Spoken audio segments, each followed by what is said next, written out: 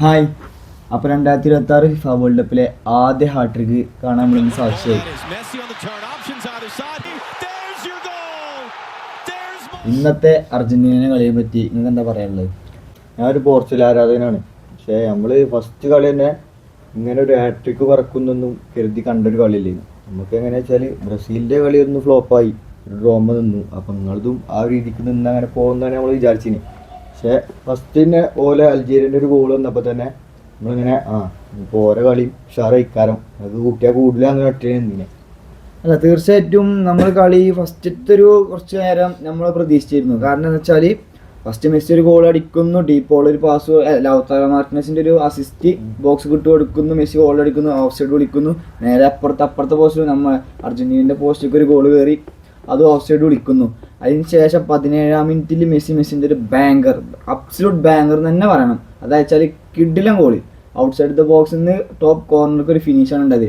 ആ ഒരു ഗോൾ തന്നെ പ്രതീക്ഷിക്കാത്ത ഇങ്ങനെ നേരത്തെ ഇങ്ങനെ നിൽക്കുമ്പോഴാണ് ആ ഗോൾ വരുന്നത്. അതായത് ആ ഗോൾ എന്ന് പറഞ്ഞാൽ അത്രയും സെൻസേഷനലായിരുന്നു. കാരണം വെച്ചാൽ കീപ്പർ സേവ് ചെയ്യാൻ നോക്കി കീപ്പറിന്റെ കൈമ തട്ടിച്ചാണ് ഉള്ളിക്കല്, പക്ക ഫിനിഷിങ്ങിലായിരുന്നു അത്. പിന്നെ രണ്ടാമത്തെ ഗോള് 60-ാം മിനിറ്റിൽ മക്കാലിസ്റ്ററിന്റെ ഒരു പവർഫുൾ ഷോട്ടാണ് പോയത്. കീപ്പറിന് ഡയറക്റ്റ് കീപ്പറിന് സെന്റർക്ക് പോയതിന് കീപ്പർക്ക് പിറ്റ് ആവില്ല. ആ റിഫ്ലക്റ്റിംഗ് ബോളാണ് മെസ്സി ഇതാക്കിയത്. പക്ഷെ അവിടെ നോക്കണ്ട വെച്ചാൽ വേറൊരു പ്ലേയേഴ്സാണ് ഇത് ഓഫ് സൈഡ് ട്രാപ്പിൽ പെടാനുള്ള ചാൻസ് ഉണ്ട്. മെസ്സി ആ ഓഫ് സൈഡ് ട്രാപ്പിൽ പെട്ടിട്ടില്ല. മെസ്സി കറക്റ്റ്, അതായത് ആ ഓഫ് സൈഡിന്റെ ലൈന് കീപ്പ് ചെയ്താൽ നിന്നില്ല. എന്നിട്ട് പക്ക ഫിനിഷ്, കീപ്പറെ ഇങ്ങോട്ട് ചാടിപ്പിച്ചിട്ട് രണ്ടാമത് മെസ്സിന്റെ ഫിനിഷിംഗ് കുറിച്ച് പറയാന്നുണ്ടെങ്കിൽ തന്നെ അത്ര കിക്കിംഗ് പാറിലൊരു പ്ലെയറാണ്. അപ്പം മുപ്പൊരു അടി മര്യാദക്ക് നമ്മൾ നോക്കി നിന്നില്ല എന്നുണ്ടെങ്കിൽ എന്തായാലും അവിടെ അതായത് ആ ഒരു സമയത്ത്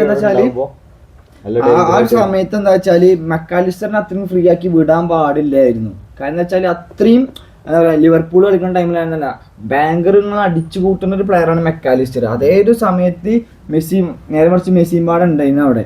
അതേമാതിരി തന്നെയാണ് 76-ാം മിനിറ്റിൽ മെസ്സിന്റെ ഹാട്രിക് ഗോള്, മൂന്നാമത്തെ ഗോള് വന്നത്. അതൊരു കിഡിലും ഗോളായിരുന്നു. രണ്ടാളെ കട്ട് ചെയ്തിട്ട് ബോട്ടം കോർണർക്ക് നൈസായിട്ട് ഇങ്ങനെ വളച്ചുകാണ്ട് പ്ലേസ് ചെയ്തൊരു ഗോളായിരുന്നു അത്.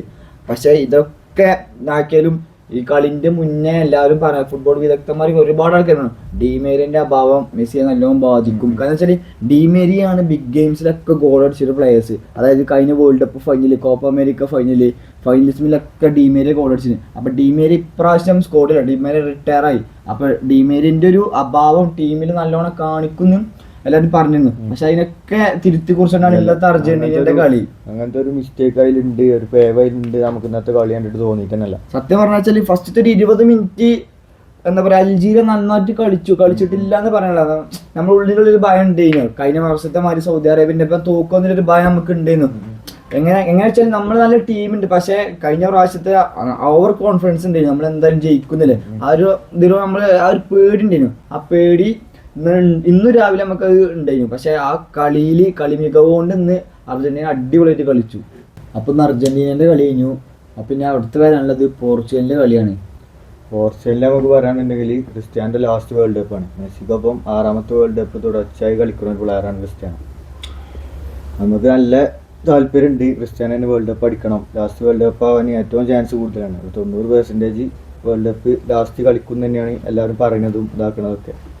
പിന്നെന്താ വെച്ചാൽ പോർച്ചുഗലിൽ ഇപ്രാവശ്യം കഴിഞ്ഞ പ്രാവശ്യത്തിൽ നല്ല ടീമുണ്ട്, നല്ല സ്കോഡുണ്ട്. മിഡ്ഫീൽഡ് ആണെങ്കിൽ Vitinha, Bernardo Silva, Bruno Fernandes, അങ്ങനെ നല്ല മികച്ച മിഡ്ഫീൽഡ് നമുക്കുണ്ട്. അതിലാണെങ്കിൽ നമുക്ക് നല്ല പ്രതീക്ഷ ഉണ്ട്, ഓരെന്തായാലും അടിക്കുന്നില്ലൊരു പ്രതീക്ഷ നമുക്കുണ്ട്. എന്തായാലും ബ്രൂണോ ഫെർണാണ്ടസ് ഒക്കെ പറഞ്ഞു ചെയ്തു ക്രിസ്ത്യാനോക്ക് വേണ്ടി നമ്മളെല്ലാവരും ഒന്ന് ആത്മാർത്ഥമായിട്ട് കളിക്കും, ക്രിസ്ത്യാനോക്ക് ഒരു വേൾഡ് കപ്പ് വേണ്ടി കളിക്കും എന്ന് എല്ലാവരും പറഞ്ഞിട്ടുണ്ട്. അപ്പോൾ അടുത്തൊരു കളി വരെ സൈനിങ് ഓഫ് MC.